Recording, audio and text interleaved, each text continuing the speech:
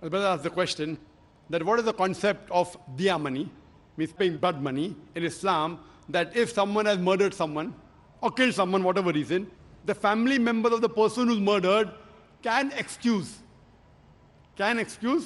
by taking diya money.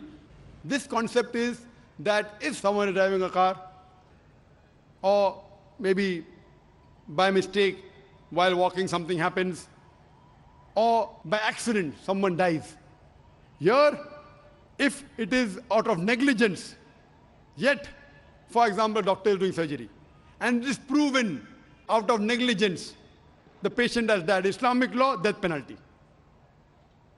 But there the relatives of the person who has died, fine, we agree the niyyah was good, he didn't actually kill my son, I forgive him.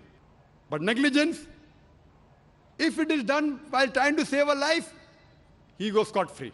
But if negligence, he does something and the person dies, then death penalty because his fault. In this case, if it's proven it is 100% negligence, then the family members may say, even if it's negligence, I forgive him. Okay. I forgive him like free. I forgive him by taking 1 rupee or by the 1 million rupees. Maybe that 1 million rupee may be a penalty. Okay, don't do it again. Now you have done it. I don't want to take your life. I forgive you. 1 million rupees is a penalty. So this concept in Islam that the person who has died, his family members can forgive by asking a penalty. If it is a conspiracy and a murder, 100% proven, then it is death penalty. These cases are mainly when we know that the person has a chance to be forgiven. If someone goes and does a bomb blast on the street and kills 100 people, innocent people, no forgiving, death penalty direct. You understand? Now, for example, while if you're doing something, maybe a building is being constructed, fine, and there was negligence, the worker gets electrocuted. It's the fault of the builder. Now the family members say, okay, I don't mind forgiving. You know, my husband used to give me every day 2,000 rupees. Now, if I demand 500,000 rupees, even in his full life, how much could he give me? 25,000 a year? 5 lakh would take how many years?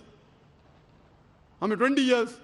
So now if I take that 5 lakh rupees, I can invest it somewhere and get 4,000 rupees, 5,000 rupees a month. Correct? So fine, I forgive him, and with this money at least I can survive. The various aspects and angles. This is not the only aspect. I'm giving you examples. So in this way what happens, at least in Indian law, finish, death penalty.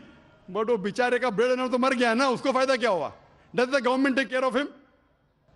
The earning member has died. The wife and children are on the street. Does the government help? No. So here at least as a compensation, now they invest the money, every month they get 5,000 rupees. So at least some part of their life is taken care of. It may not compensate completely, and sometimes the person may just forgive without taking money also. So therefore, the various situations Islam has permitted so that it's beneficial for both. Hope that answers the question.